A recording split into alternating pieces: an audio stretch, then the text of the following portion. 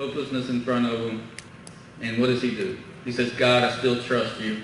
Man, I know you got my back. I know you have a plan.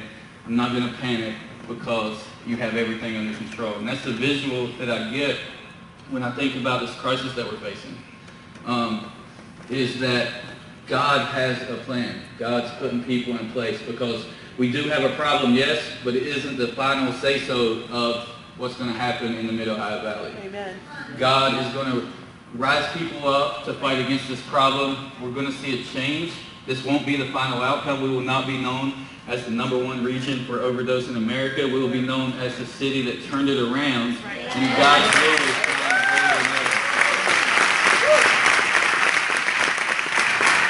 So I'm going to share my story. And man, what we do is we help people overcome addiction. I was a drug addict for 12 years. I was addicted to opiates for 12 years of my life.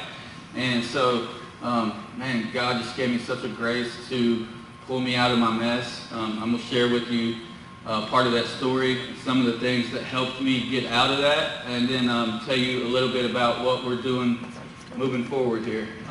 So it started off pretty innocent with lower tabs. Doctor gave them to me for migraines. I start taking them, and then I realized, wow, these are, they make me feel good. So I get up to Percocets, and then he ups me to Roxy. And then throughout that, I get addicted to Xanax, which is anxiety medicine. And then there was a point in time when the doctor told me I had insomnia, so I believed him. So I get on sleeping medicine, Seroquel, and I'm on all this medicine. And man, it's crazy because it grabs a hold of you so quick. And the next thing I know, I'm snorting it. The next thing I know, I'm shooting up the pills, the oxys. And then right after that, I get introduced to heroin, and I spend years of my life addicted to heroin. And I felt pretty hopeless throughout it because it grabs a hold of you quick. And our whole life we're searching. We're trying to find something to fill us. We're trying to find something to fill that void inside of us. And I thought that I had found that with the drugs. And it was such a deception because it never fills you. It never actually fills anything inside of you. It's a deception to believe that it does. It's a deception to believe that you need it to have peace, happiness, joy, and all these good things. But that's what happened. So I'm working in the strip mines, and I remember waking up 2 hours early before I actually had to wake up, and I would take like 6 lower tap tents, and I'd lay back down so that when I woke up a couple hours later, I wouldn't be really so dope sick that I couldn't, inject the real drugs into my arm. So it was pretty hopeless. So I know what it's like to wake up and every thought is consumed with chasing after something. I know what it feels like to wake up and you feel like there's nothing in the world more important than the next high. And it's not a fun place to be. And I can guarantee that the people that we're seeing out here now still addicted are not happy being addicted. It's not like they woke up one day and they're like, man, I want to be a drug addict one day. That's not the plan. That's not what we wake up saying. It grabs a hold of you quick, and you start believing lies, and before you know it, it has you doing stuff you never would have dreamed you would do. So it's crazy. I remember a real significant day during my 12 years of addiction. It was April the 6th, 2013, and I have an older brother and I have a little sister. Her name's Brandy. I got a call about 10 o'clock in the morning, and it was my cousin, and she said, we can't wake Brandy up. We cannot wake her up. You need to get over here. And I rush over to where they're at, and I'm from Beckley, and I rush over to my brother's house where they were, and I pull up to the house, and there's 2 ambulances outside, and there's a cop car, and I walk into the house, and I see my sister, and she's laying on the floor, and she had overdosed and died. And I walk in, man, and I see my niece there. She's 5 years old at the time. She's 5, and she's there. And I see my sister. And I still have the visual in my mind of my sister laying on the floor, and my niece, like real confused, like what's going on? Dude, she's a baby. She don't know what's going on. Oh man, so she goes with me the days following and stays with me while the family comes and they visit my mom and dad. You know how people bring food over when someone dies and all that. So Angel was with me, and she looks at me one day, about the third day into it, and she says, "When's my mommy coming home?" And I'll never forget this. We were sitting there, and tears start coming down my face, and I say, "Baby, she's not." And she's suppressing it so bad that she says, "Timmy, why are you crying? She's sick." And I'm like, "What do you say? This is a baby." This is the plan of the enemy in John 10:10 when it says he only comes to steal, kill, and destroy. This is what he's talking about. This is it in action. This is the real life of that scripture. It comes to steal and kill and destroy. And this is what was happening. So January rolls around, man. It's a real hopeless time. Like, I can remember looking in my mom's eyes during this time and just seeing hopelessness. Like, she seemed like there was nothing in the world to live for, man. And I know it was hard on her, and I know it's still hard on her, even, years later. I know it's still tough on her. It's never God's plan for this to happen. And on her birthday, January the 11th, my aunt, her sister, lived in Princeton, died of an overdose. Roxy's and Xanax. And it just seemed bad, man. Like, the guilt and the shame and the condemnation all start setting in, and you're like, I got to deal with all this somehow.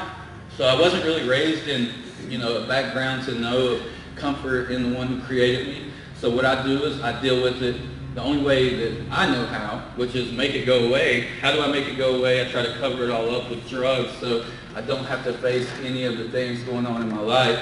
So I get my income tax in February. I buy a hotel room in Beckley for 7 days. I go to my dealer's house. I buy 19 stamps of heroin, 10 Roxy 30s, and I go into this room with really no plan. Like, subconsciously, it wasn't my plan to try to kill myself, but like subconsciously I was hopeless and I really didn't care what happened. So I go and I start getting high, and I just keep doing more and more and more because I'm tired of feeling this way. I don't want to deal with all these problems in my life. Man, I feel so empty inside. I feel like there's no hope or anything to keep moving forward toward. So this is what I do. My second day there, I go out to a bar, and I'm riding back. I get some more heroin. Riding back to the hotel with my friend, and my body starts feeling like really heavy. I feel like there's 1,000,000 pounds on my shoulders, and I know something's going on because I feel real lethargic, and I go into my room, and the deception had set in so much that I sit down on this bed, and I'm just like, I go in and I sit down on the bed, and I reach in my bag because, that one time the doctor told me that I had insomnia. I better take that medicine or I won't sleep. Even though my body's shutting down, I believe these lies about myself so much that I reach in my bag, open the bottle, and I still take the sleeping medicine on top of all the other drugs that I did. And that's where deception takes you to, man. Like, you start believing this stuff, and your life ends up crazy because you don't know what truth is, and you'll just do anything anybody tells you. So I take the medicine, and my back's up against the wall. You know how in a hotel room you have the bed that's right up against the wall. And throughout the night, my body rejects the drugs. And this happens very common. It's something that's shutting down your body. Your body's natural reaction is to try to get rid of it so that it doesn't kill you. My sister, for example, the same thing happened, but she was laying down. So when her body did that, she choked on her vomit. And I was laid with my back against the wall, which is so crazy. I'm very OCD when it comes to sleeping, so I have to be laying down and the lights off and the cover, just everything. So for me just to be like that day it's crazy because I can never remember doing it since, and I never remember doing it before then. So I wake up the next morning and I have vomit in my mouth, all over my shirt, and my first thought is, dang, I kind of wish it would have just killed me. I feel so hopeless. I'm so broken. I don't have anything to live for, I feel like. And my brother had came by the hotel room that day, and they're trying to get me to go into detox, and I won't do it because, man, in my experience when I did that before, it never worked because I was never meant to carry my own freedom. So when I would go in and I would get clean and I would get out and I'd start trying to walk it out, and it became heavy because I was never intended to carry it. It was always his to carry for me. And so I would fail. So then I would go to Suboxone, and I would do Suboxone for the cycle they put you on it. And then when the Suboxone ran out, I would go right back to the drugs because the heart issue was never dealt with. I was given a problem to fix my problem. Do you see how the enemy does? Like, he'll give you a problem to fix your problem and try to convince you that this is the answer to your problem.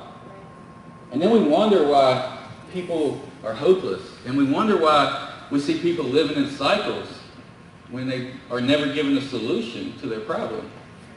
So, you know, the Suboxone probably 5 times throughout my addiction, went through that. Methadone clinic, dude, it made me higher than the heroin. I'd be backing rock trucks into mountains, and then they'd give me a drug test and I passed because, you know, I have a prescription for it, so it's okay. So we're really broken in how we deal with this.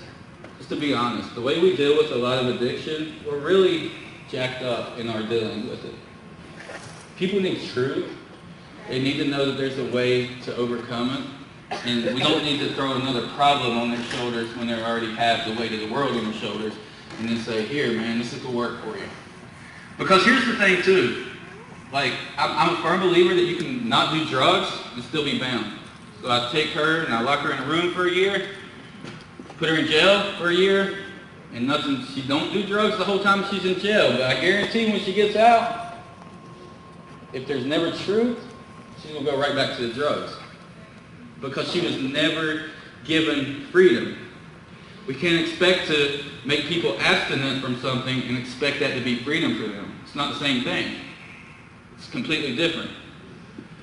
I cannot do drugs and still be so bound up here in my mind that I'll go right back to that as soon as I get the opportunity. So it's important that we teach people how to walk in freedom. How do you live in freedom? How do you respond when you're faced with something? When temptation comes your way, what do you do? It's important that we teach people this. If not, we're setting them up for failure. So my friend comes and he begs me to go with him, and I go with him, and we're on our way to his house, and I'm like, dude, you do not understand what heroin withdrawals feel like. Like, you don't get it. I can't do it. I've been through it too many times, because that fear will keep us bound a lot of times too. If the enemy can keep us rooted in fear, we're never going to step into change because we're scared of it. So in your mind, you think, I don't want to be dope sick. I don't want to go through withdrawals. I don't want to do it.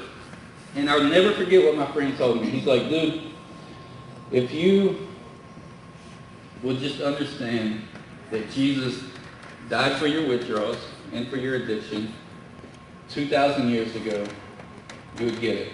And I hear him, but I didn't get it in that moment. Like, I hear what he's saying, but I didn't understand what he meant.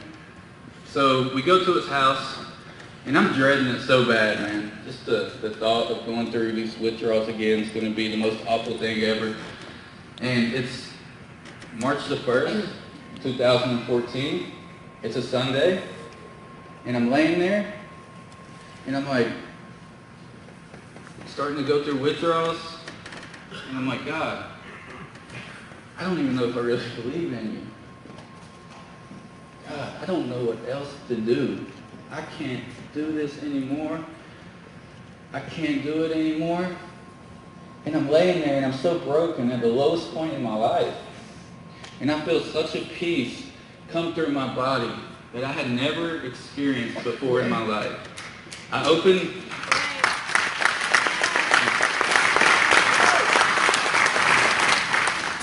my heart to receive him, not even knowing what I was doing. I just knew that I couldn't do it anymore. And he met me in this place of I knew if I went back out, I'd die. And he met me in this place. And I felt something so real. And it started to make sense a little bit in that moment. Like, everything I was searching for my whole entire life with drugs, the void that I was trying to fill inside of myself with the drugs, was always meant to be filled by the one who created me. Like, it's not a problem that I needed that void filled. It's a legitimate need.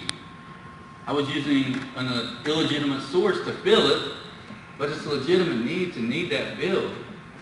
So he met me in this place, and I'll never forget, me and my friend went out to eat that day, and he said, man, you don't even look sick. And this is what I told him. I said, I would stay sick for the rest of my life to keep whatever this is that I have. Because what I had felt in that moment was so real to me. What I had felt in that moment was life for the first time that I had ever experienced. And this is what happened. This is what happened, man. The Bible gives us a clear layout. So I'm going to give you a couple points real quick on, the Bible gives us a layout. In John 8, this is what he says. He says, and you shall know the truth, and the truth shall make you free. What makes you free is the truth. Love don't make you free. Peace don't make you free. The truth makes you free. So the revelation that Jesus came down, died for my sins 2,000 years ago on that cross, and loved me enough to come and heal my heart in the midst of chaos and take away my depression, take away my anxiety, take away my addiction. This is truth. That's what ultimately made me free, is his truth. To understand, man, I created you for a purpose. I didn't create you to chase darkness. I did not create you to chase darkness and destroy yourself. I created you so that you may have life. This truth will set you free. Understanding that, man, you have such a great purpose that he instilled inside of you before the foundations of the earth. And he wants to empower you to walk that out daily. He wants to empower you to be able to walk out what he has placed inside of you. And then this is the next thing, and this is something big in addiction, man. This is big in life, period. But this right here in 2 Corinthians 5:17, it says, therefore, if anyone is in Christ, he is a new creation. Old things have passed away. Behold, all things have become new. Okay, now think about that. So the moment that I stepped into my newness of him, I had to leave behind the identity of the things I used to do. So as Tim, I can't claim my identity to be the issues that I dealt with.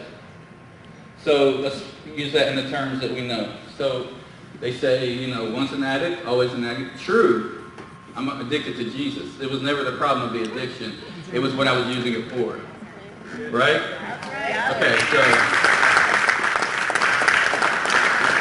I cannot claim the things I used to do as being Tim anymore. I have to step into the newness of son. I have to step into that new identity, which gives me authority to walk over all darkness, not some of it, all darkness, and live my life in victory, walking in freedom, filled with peace and joy from him.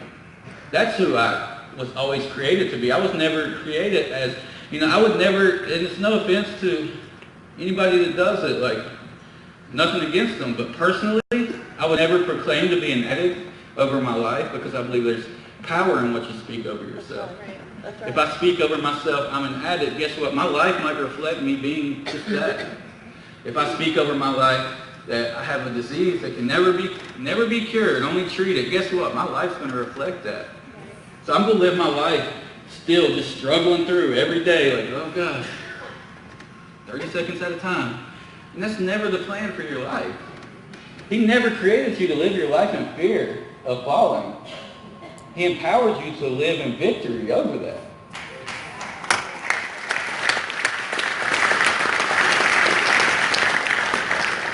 So then I realized this. I need to start changing the way I think, because obviously the way I was thinking before was leading me to destruction. It was leading me to a place, I was almost dead in a hotel room, so obviously something was not going on very good up here. I need to do this next thing, Romans 12:2. This scripture is my favorite in the Bible. It changed my life. It says, and do not be conformed to this world, but be transformed by the renewing of your mind. Here's a clear outline of how I am to become transformed. If I change the way I think, so truth comes into my life, truth is revealed to me. So then what happens is this, I start to see things for what they really are. But here's the thing, we develop thought patterns in our mind over time. For example, if something happens in my life, my first reaction was always this, let me go get high, because that's the way I deal with it. So in my mind, there was actually a thought pattern that has developed, scientifically proven this happens, and it's the path of least resistance. So that's where we go. We cope with things the way we always have. So when I want to become new and I understand that I need to start, so I'm faced with this decision, this temptation, and it's right in my face, and I have the opportunity to do it. Freedom says I don't have to do it. But also, this is what happens too. In James, it says if you resist the devil, he will flee. So if I resist him, he will flee. But I'm developing a new thought pattern in my mind. If you stop frying your brain, you can take away the pain. If you stop frying your brain, you can take away the pain. If you stop frying your brain, you can take away the pain. If you stop frying your brain, you can take away the pain. If you stop frying your brain, you can take away the pain. If you stop frying your brain, you can take away the pain. If you stop frying your brain, you can take away the pain. If you stop frying your brain, you can take away the